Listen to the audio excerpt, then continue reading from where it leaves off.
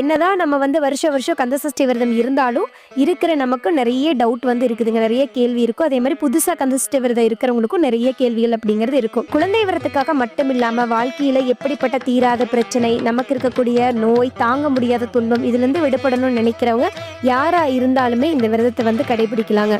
குழந்தைக்காக விரதம் இருக்கிறவங்க மிளகு மட்டும் சாப்பிட்டு, துளசி மட்டும் சாப்பிட்டு, அந்த 7 நாட்களும் தண்ணீர் மட்டும் குடிச்சிட்டு விரதம் கடுமையா இருப்பாங்க. சில பேர் வந்து பால் பழம் சாப்பிட்டு விரதம் இருப்பாங்க. இன்னும் சில பேர் வந்து ஒரு வேளை மட்டும் சாப்பிட்டு விரதம் இருப்பாங்க. உடல்நிலை வந்து நமக்கு ஒத்துழைக்கல அப்படின்னா சில பேர் வந்து எளிமையான உணவு 3 வேளையுமே எடுத்துக்கிட்டு சஷ்டி விரதம் இருப்பாங்க. இந்த கேள்வி, கந்த சஷ்டி விரதம் இருக்கிறவங்க காலை மாலை 2 வேளை குளிக்கணுமா, பக்கத்தில் இருக்கிற முருகர் கோவிலுக்கு போகணுமா, நாங்கள் பிரசாதமாக நாங்கள் என்னெல்லாம் நாங்கள் படைக்கிறோம் அப்படின்னு நிறைய பேர் கேட்குறீங்க. நமக்கு முடிஞ்சா 2 வேளையும் குளிக்கலாம், பக்கத்தில் இருக்கிற முருகர் கோவிலுக்கு போகலாம். அப்படி இல்லைன்னா வேலைக்கு போகிறவங்கலாம் ஒன்றும் செய்ய முடியாது.